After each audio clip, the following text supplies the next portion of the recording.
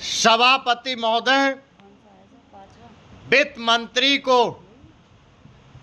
देश की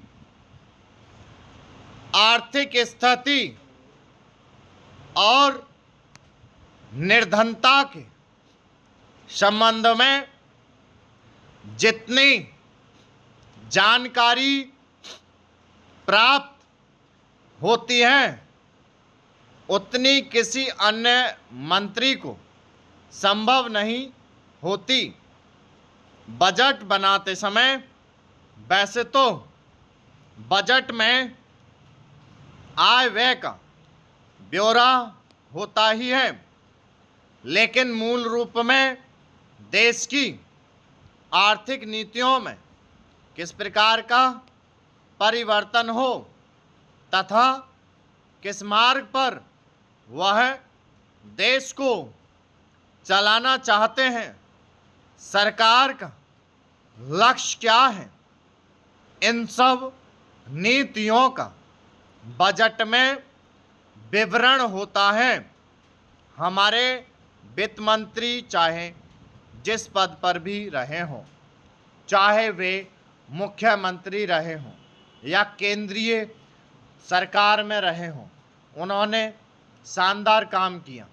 जिस समय उन्होंने बजट प्रस्तुत किया उस समय देश को और विशेष रूप से गरीबों को उनसे बहुत सी आशाएं थीं।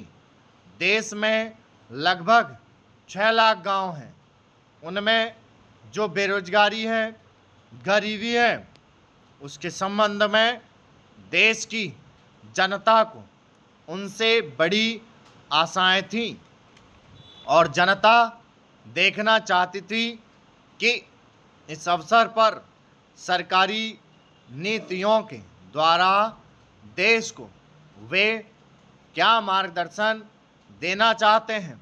इस दृष्टि से 3 महत्वपूर्ण बातें इस समय देश के सामने थीं।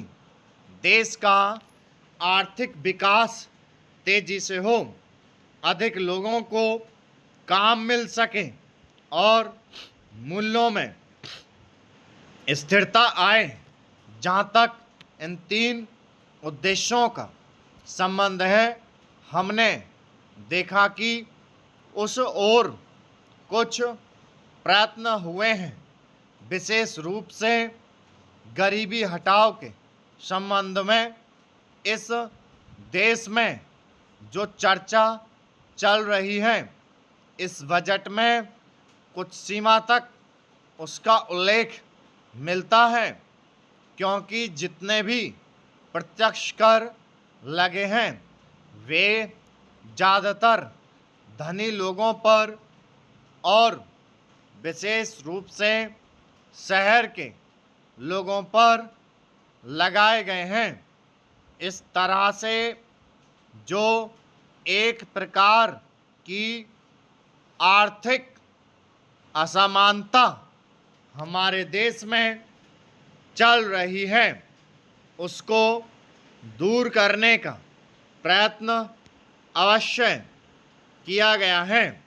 लगभग 5 दशक पूर्व जब हमारा देश स्वतंत्र हुआ था, उस समय देश में जितने सरकारी कर्मचारी थे वे ऐसा समझ बैठे थे कि अब तक देश में जिस तरह से अंग्रेज़ों का प्रशासन चल रहा था उस तरह से काम नहीं चलेगा, क्योंकि कांग्रेस के जो नए लोग आए थे, जो मंत्री बने थे, वे लोग धन के मामले में त्यागी आदमी हैं।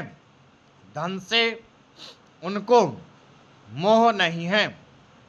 लेकिन बाद में उन्होंने देखा कि हमारे मंत्री लोग भी उसी तरह से शानदार जीवन पसंद करने लग गए, जिस तरह से अंग्रेज करते थे।